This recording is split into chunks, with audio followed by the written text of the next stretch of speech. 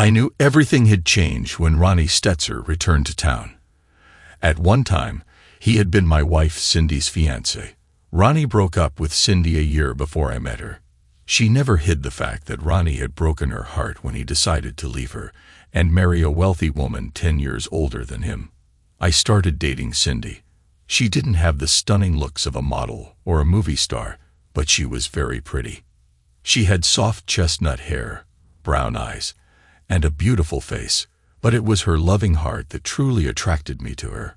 We got married about a year later, and 9 months after that, our little girl Amanda was born. Life was good for 18 out of our 19 years together. We had our disagreements, but until recently, nothing serious. Usually, our disagreements arose when we divided responsibilities. Cindy was an only child and had been spoiled by her parents. However, over the years, she learned to control her stubbornness. When our daughter Amanda was born, she became my little princess. We were especially close, and our family was very tight-knit. However, over the past year, Cindy and I seemed to be drifting apart. I started noticing that we were doing less and less together. Still, our love life was very good, and we made love at least twice a week, often more. Cindy seemed happiest when we were holding each other. I knew she loved me deeply. I still loved Cindy, but it was different. It was no longer the fiery, passionate love we had when we first got married. We were like an old pair of shoes, worn but comfortable and a perfect match for each other. And yet, I deeply loved my wife, and especially the life we had built together. When Amanda graduated from high school, the changes in Cindy seemed to accelerate. She appeared to be on the verge of a breakdown, and the closer it got to the time Amanda would leave for college, the more uneasy Cindy became. By this time, I was the chief of detectives in the sheriff's department, overseeing 32 detectives. Since this county didn't have a high crime rate, the job wasn't overly stressful. Cindy was still working as a dental hygienist. About a month after Amanda left for college, Ronnie showed up at a barbecue hosted by a couple, John and then Smythe, who were more Cindy's friends than mine. Nevertheless, John and I got along well since he owned a security company, and we always had plenty to talk about. I had no idea Ronnie would be there, but Cindy, of course, knew. She immediately distanced herself from me, which wasn't unusual, and began mingling. An hour later, I went to look for her and found her sitting on the porch with Ronnie. When I approached, Cindy's neck turned slightly red, which meant she was up to something I wouldn't like. She quickly introduced me to Ronnie, and my stomach tightened. As a cop, I had developed an instinct, and mine was telling me this was real trouble. Cindy tried to brush it off as if she was surprised to see him and claimed they were just reminiscing about old times. But her neck reddened during the explanation. I decided I wasn't going to make a big deal out of it. As a police officer, I've dealt with many extremely unpleasant situations. Nevertheless, you have to handle them calmly and professionally. Sometimes that's easier said than done. The next workday after the barbecue, I used my connections to look into Ronnie. I found out that his wife had died of cancer a year ago. Over all these years, Ronnie hadn't even had a speeding ticket, let alone any other trouble with the police. Months passed, and we found ourselves meeting with Ronnie more and more often. I knew this wasn't a coincidence, so I started preparing for the worst. I thought that any day now Cindy would want to talk to me about something. But no matter how ready I thought I was, Cindy caught me completely off guard when she finally did. We had just finished a rare morning of making love, and I thought that maybe all my worries had been for nothing. It was clear to me that Cindy still loved me just as much as she always had. "Ted, I need to talk to you about something," she said nervously. "And I don't want you to get angry. I want you to let me finish before you say anything." My stomach flipped. "You know that Ronnie was my first love," she explained. "We were engaged. Then he fell in love with Catherine, and we broke up. After his wife passed away, he was devastated.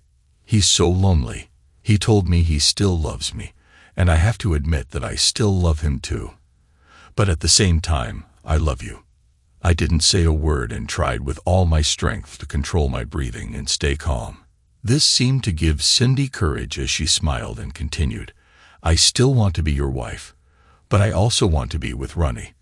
Ronnie and I talked about it and decided it would be fair if I stayed with you for 1 week and with him the next. I slipped out of bed, got dressed, and left without saying a word. I headed to my office and shut the door. My secretary looked at my unshaven face, but didn't ask any questions. I told her I didn't want to be disturbed unless it was something serious. I stayed alone. I sat in the darkened office for several hours, replaying my wife's proposal over and over in my mind. It was the most selfish thing she could have done. It was clear to me that Cindy wanted to have her cake and eat it too. That couldn't happen. She would have to choose. Around 5 o'clock, I returned home. I was furious when I saw Ronnie's car in the driveway. I tried to pull myself together and rely on all my years of police training to stay calm. However, none of that training had prepared me for anything like this. When I found them in the living room, sitting nervously, Cindy quickly stood up and came toward me to kiss me. I pushed her away and saw the pain in her eyes. But I didn't care. We need to talk about this, Cindy said nervously. There's nothing to talk about, I replied curtly. You either want to be with this idiot or with me. You can't have both. I don't think you fully thought through this proposal, Ronnie said, glancing at me nervously. I'm not trying to take your wife away from you. I'm just offering her additional love that she needs. Yes, we'll share her, but she'll never neglect any of her marital obligations to you. Now, the inner rage was almost at a boiling point. This smug bastard had just told me I should let Cindy sleep with him because she needed additional love. They both disgusted me. And at that moment, I realized my marriage was over. Except for the marital duty, forsaking all others, I said, glaring fiercely at Ronnie. No, I'm not going to agree to this. Ted, Cindy said, with an expression that now told me she was upset because of me. This is going to happen. The question is whether you'll be part of it or not. No, I said. Both of you, leave. Cindy burst into tears. Ted, please, let me have this. All these years, I've been a faithful wife. Ronnie was my first love, but I don't want to lose you. I love you so much, but I love Ronnie too. I scoffed and looked at Ronnie. Tell me, Ronnie, if your late wife had come to you with a proposal like this, would you have accepted it? He smiled at me and nodded. If it could make my wife happy, I'd gladly agree. Nonsense, I said with more force than I intended. But I wanted to drive my point home. So I turned to Cindy. And what about you, Cindy? If I came home with an ex-girlfriend and told you I wanted you to share me with her, how would you feel about that? Cindy hesitated for a few seconds before answering. I'd probably be upset, like you are now, but ultimately, I'd agree because I really love you and want you to be happy. More nonsense, I said, shaking my head. In the morning, I'll contact a lawyer to start arranging a divorce. I think dividing the assets should be fairly straightforward. The house has only a small mortgage left. Once that's paid off, we'll split the proceeds. Our investments, savings, and current accounts will be divided as well. Amanda's college fund will remain untouched. There will be no alimony since you'll be living with the jerk sitting right there. Now, both of you, please leave. Cindy was sobbing uncontrollably as Ronnie took her hand. As they approached the door, Cindy turned to me and said, If you change your mind, I love you very much. I want you to be in my life. Once they left, the silence of the house pressed down on me. I felt hollow inside, but years of police work had taught me resilience. I shoved the pain into a mental box and shut the lid. Then I went to my office and began making a list of what needed to be done. I knew exactly which lawyer I'd hire. Her name was Sally Leone. She had a reputation as a shark in divorce cases. She usually represented wives, and the poor husbands never knew what hit them. Over the years, our paths had crossed many times. I'd helped her out when necessary. As I reviewed the list, I realized there was one thing I still hadn't done. I needed to call Amanda and tell her what was happening. My heart broke as I prepared to tell my little girl what her mother was doing. It took Amanda a full 5 minutes to calm down enough for me to truly understand her. What happened next caught me by surprise. "That damn adulteress did this to you, Dad," she said venomously. "All these years, you've been so good to her, to us. And now she's stabbing you in the back. If she goes through with this, I don't want anything to do with her." "Amanda," I said calmly, "you're very upset right now, and I understand how you feel. But Cindy is your mother, and she loves you unconditionally. Don't destroy your relationship with her because of this. We'll all lose if you do. Can you at least wait a few days before talking to her?" "And what if she calls me?" Amanda asked. "If she does, I'll let her have it. Please, if she calls, don't answer for a few days. Promise me you'll do this." Amanda reluctantly agreed to honor my request. Later that same evening, Cindy called me, sounding very worried. She had tried to reach Amanda but couldn't get through. I explained that I had spoken to her and that our daughter was clearly upset. I told Cindy that Amanda wanted to calm down before talking to either of us about the situation. "I bet you turned her against me," Cindy accused. "I bet you painted the most disgusting picture possible." "Cindy, how could I paint it worse than you already have?" I replied calmly, knowing it would anger her. "Her mother wants her father to agree to her sleeping with another man." Before Cindy could respond, I decided to check off one item from my to-do list. "Oh, since I have you on the line, you should hire a lawyer." "Please, Ted, don't do this," she sobbed again. "It's killing me that you want me out of your life. I love you so much. Can't you compromise with me just a little?" "There's nothing to discuss, Cindy," I said and hung up the phone. The following week, I took time off work to focus on getting everything in order. But the nights were awful. Lying in bed alone was unbearably lonely. I would wake up in the morning and instinctively reach for Cindy, only to remember why she wasn't there. The first thing I did was call Sally, but I was unpleasantly surprised when she told me Ronnie had already contacted her. That scumbag had been sneaky. He must have done his homework and found out who the best divorce lawyer was, beating me to it. "Well, if I can't hire you," I said, a bit annoyed, "can you recommend someone I should?" "I said Ronnie contacted me," Sally replied with a chuckle. "I didn't say he hired me. In fact, I told him you already had." "Wow," I said with immense relief. "I really appreciate you doing this." "Ted, most men in this town think I'm a piece of garbage," she said bitterly. "You're one of the few who has always treated me with respect. You're one of the few who has genuinely tried to help me. I've always appreciated that. I would never go against you. Once again, I'm very grateful. You'll still have to pay my fee," she added with a laugh. "I really value you, but I've got to keep the lights on too." "That's not a problem, Sally. And thank you again." Even after a few days, the phone conversation between Cindy and Amanda didn't go well. According to both of them, it turned into a shouting match with ugly names being hurled back and forth. Cindy called me afterward, nearly hysterical, saying she had lost her daughter forever. I told her I would talk to Amanda and try to smooth things over. But it turned out to be much harder than I had imagined. Amanda was still furious when I spoke to her a week later. According to my daughter, she told her mother she wanted nothing to do with her.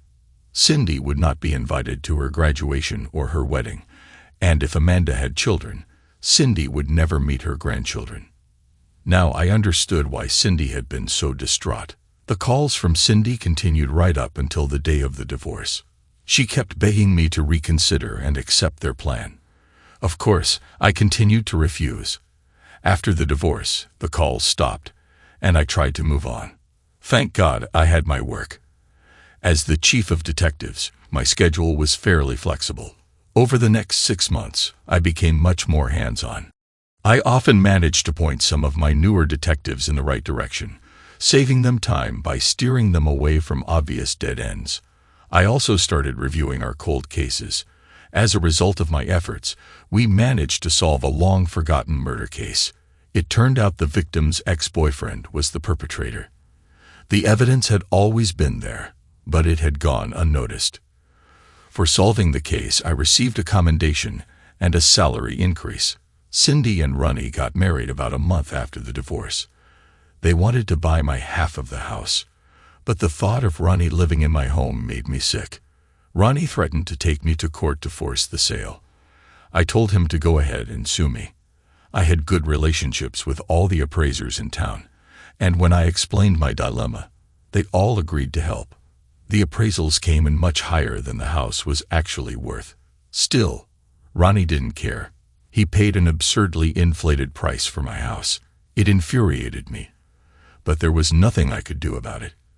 In the end, though, the result worked out in my favor. I made far more money from the sale than I ever expected.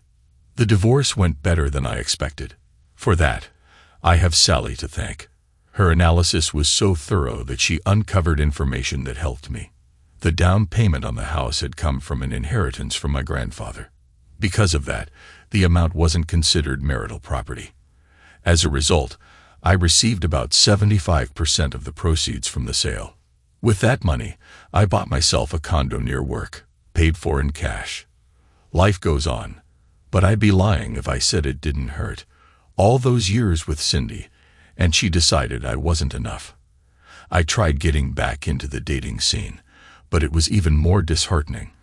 Most of the women I met came with a ton of baggage. Some were downright frightening, and nearly all of them were desperate to get married. I, on the other hand, had no interest in marriage. I'd been down that road before. One evening, about 8 months after Ronnie and Cindy's wedding, I was having dinner at a restaurant. I didn't know they were there until Cindy sat down at my table. I was surprised to see my ex-wife, but decided not to be unpleasant. I glanced around and saw Ronnie sitting at a table across the room, studying the menu. "How are you, Ted?" Cindy asked softly. "I'm doing well," I replied with a sad smile. "How about you?" "I still miss you every day," she said, placing her hand on top of mine. "I still love you very much. If you ever find it in your heart to accept Ronnie, I'd be happy to be with you again." At first I was going to pull my hand away and tell her to take a hike, but then an idea struck me. I'd need to talk to Amanda first, but this could be something I could do to get back at that jerk, Ronnie. "I miss you too, Cindy," I admitted honestly. "I hate waking up and not having you there. But now, you're a married woman. By the way, I think your husband is looking for you." Cindy glanced at Ronnie, who was staring at her with a "what the hell" expression. She simply nodded at him and stood up. "Remember, I still love you." Later that evening, I called Amanda and explained what I wanted to do. At first, she was horrified and said I was giving in to that adulteress. Then I explained why I wanted to do it, and she started giggling. The giggling turned into full-blown laughter. "That's just brilliant, Dad," Amanda finally said. "Go for it." The next day, with my daughter's blessing, I called Cindy. I told her I wanted to talk with her and Ronnie. I said I had been thinking about our conversation the previous night. Cindy was thrilled, and we agreed to meet at our old house at 7 p.m. I arrived exactly at 7. Cindy led me into the living room. It was unpleasant to see him sitting on the couch in my former home. Still, I got some satisfaction from the annoyed expression on his face. It was clear to me that Cindy had sprung this meeting on Ronnie at the last minute. He was glaring at me like daggers. I pretended not to notice. After pouring us each a cup of coffee, Cindy settled on the couch between me and Ronnie. I got straight to the point. "Cindy, what did you mean when you said the offer to share was still on the table?" A smile spread across Cindy's face. "Yes, absolutely. The offer is still valid. I told you I still deeply love you. I just love Ronnie too." "Well, if you're okay with it," I said, trying to sound nervous. "I'd be willing to agree. I don't have anyone in my life right now. At least I'd get to have you part of the time. I've been so lonely without you." Cindy threw herself at me. She kissed me with a passion we'd never shared before. "Oh, Ted, you've made me the happiest woman in the world." Hold on a minute, Ronnie said, standing up. We haven't discussed this yet. This is the same thing you suggested, I said calmly to Ronnie. Yes, but still. Cindy, you and I need to talk about this first, Ronnie said, clearly agitated. We've already discussed it, Cindy said, looking slightly surprised at Ronnie's objection. When did we discuss this? Ronnie's face turned red. Don't forget, we talked about it before we presented the plan to Ted. You said you were more than willing to share. Ronnie was stunned by his own words, and there was nothing he could do about it. Still, he wasn't ready to give up so easily. I still think we need to talk this over. The thought of pointing out how much of a hypocrite Ronnie was danced on the tip of my tongue. This was the exact same arrangement he had proposed to me, but now the shoe was on the other foot. He was the husband, and I was the ex. However, I decided to let this drama play out between Cindy and Ronnie without getting involved. All right, I'll leave and wait to hear from you, Cindy, I said, kissing her before heading out. Back in my car, I burst into uncontrollable laughter. I had completely reversed roles with that idiot. Now he was squirming like a worm. I wished I could be a fly on the wall that night. The next day, Cindy called and told me that Ronnie was very upset, but when she told him she'd leave, he agreed. Cindy would spend 1 week with me and 1 week with Ronnie. Of course, at Ronnie's insistence, none of this could happen until I was tested for STDs. I agreed on the condition that both of them also get tested. Cindy didn't object, but Ronnie wasn't happy. As it turned out, we were all clean. The following week, I picked Cindy up.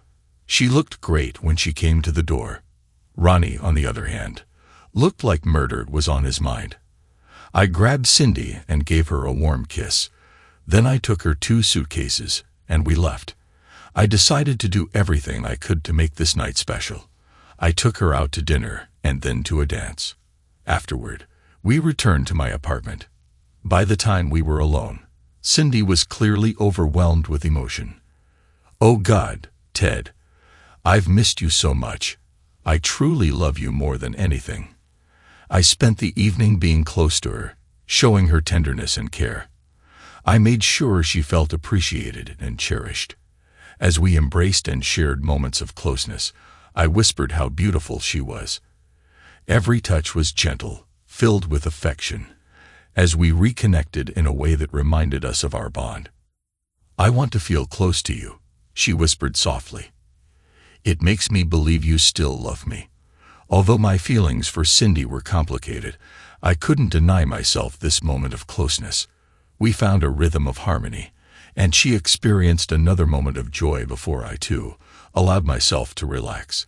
We lay in each other's arms, and I soon fell asleep, feeling a rare sense of peace.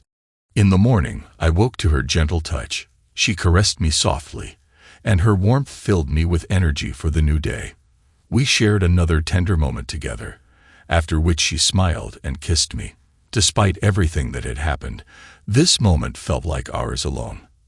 I know some of you may judge me for sharing this intimacy with her, given the circumstances, but in that moment, it felt right. It didn't bother me in the slightest because I was sleeping with his wife. The week went by quickly and was thoroughly enjoyable. I had to work, so I told Cindy she could go home for the day if she wanted. But Cindy was adamant. She was my wife for the week. That made me cringe a little inside. Still, if she wanted to believe that, it was fine by me. The only thing I cared about was that I was sleeping with Ronnie's wife. She cleaned the house, went grocery shopping, did my laundry, cooked meals, and even scheduled our dinner times. I was having a blast. I even managed to get Amanda to talk to her mother without yelling. Of course, Amanda was in on my plan, and I'm sure she got a good laugh out of how clueless her mother was. When I dropped Cindy off at home, Ronnie looked both satisfied and angry. Whatever rage was brewing inside him, he managed to keep it in check. He kissed Cindy passionately right in front of me. I simply kissed her on the cheek, said, "Love you," and walked away. Over the next 3 months, our new arrangement worked out. I have to say, the arrangement was fantastic for me. Sleeping with Cindy after our divorce was a win, especially since it was her idea. Now I was having sex 6 or 7 times a week. Another advantage of this new arrangement was that I convinced Amanda to come back home and spend some time with us. I'm not sure if my daughter did it because she missed her mother or because she found the situation amusing. One day, maybe 2 months into this arrangement, I was checking on 3 of my detective teams working at different crime scenes. Then, a call came over the radio about a disturbance at Mick's Tavern. Since I was only a block away, I decided to check it out myself. When I arrived, I discovered it was a scuffle involving a drunk customer. I was surprised to learn the drunk was Ronnie. I decided to handle the situation personally. After dismissing the 2 officers, I turned to Ronnie. "Come on, Ronnie," I said, taking him by the arm. "I'll drive you home. I don't need your damn help. Ronnie, your choice is either I drag you home or you spend the night in jail. What's it going to be?" He grudgingly agreed to the ride home. The entire drive to my old house, we didn't say a word. When he got out of my car, all he said was, "Screw you." By the 4th month, Ronnie was becoming less and less happy with our arrangement. He and Cindy argued about it more and more. He wanted it to stop, but Cindy couldn't understand why. I stayed out of their discussions. I simply kept telling Cindy how wonderful she was and continued enjoying all the intimacy I wanted during my week. This arrangement allowed me to have far more sex than when we were married. Finally, when I arrived to pick up Cindy for the week, about 5 months into our arrangement, everything boiled over. Ronnie and Cindy were yelling at each other in the yard. I decided to try to calm them down. "Calm down. I think you two should cool off," I said with a smirk, "or someone's going to call the police." "Go to hell," Ronnie snapped angrily before turning back to Cindy. "If you go with him, then we're done." "We had an agreement, Ronnie," she said with an unpleasant edge in her voice. Since I'd met Ronnie, I had never heard my ex-wife speak to her new husband with anything but affection. "The agreement is crap," Ronnie shouted. "And I'm telling you again, if you go with him, we're over." "This is ridiculous," Cindy said dismissively. "You were the one who came up with the idea of sharing in the first place." With that, Ronnie stormed into the house and slammed the door. I looked at Cindy questioningly. "He's just having a bad day," Cindy said, taking my hand. "He'll get over it, and everything will go back to normal." Things didn't go back to normal. Apparently, Ronnie moved out. Cindy tried to talk to him, but he was adamant. They were done. Around noon on Wednesday, Cindy called me to tell me what had happened. "He left me, Ted," she said, sobbing. "Can I move in with you?" "Yes, I'll pick you up on Monday when it's time for my week," I replied cheerfully. "But Ronnie's gone," Cindy said, sounding confused. "I want to come back to you completely. I realize I made a huge mistake." Everything Ronnie said about sharing was just nonsense to drive a wedge between us. I want things to go back to the way they were. "Well, you see, Cindy," I said, pretending to be embarrassed, "you wanted me to share you. You didn't want me working full-time as your husband. So I've already gotten used to you being just a part-time wife. I don't think Ronnie leaving changes anything. So do you still want me to pick you up on Monday?" Cindy burst into uncontrollable sobs, followed by silence. For a moment, I thought she had hung up. But then the bitter crying resumed. Finally, after several attempts, Cindy managed to speak, stammering, "Yes, yes, please, Ted, I'd really like you to pick me up on Monday." Thanks to everyone who took the time to listen to today's stories. If you enjoyed it, please consider liking and subscribing if you haven't already. Feel free to share your thoughts on the events in the comments below. Take care.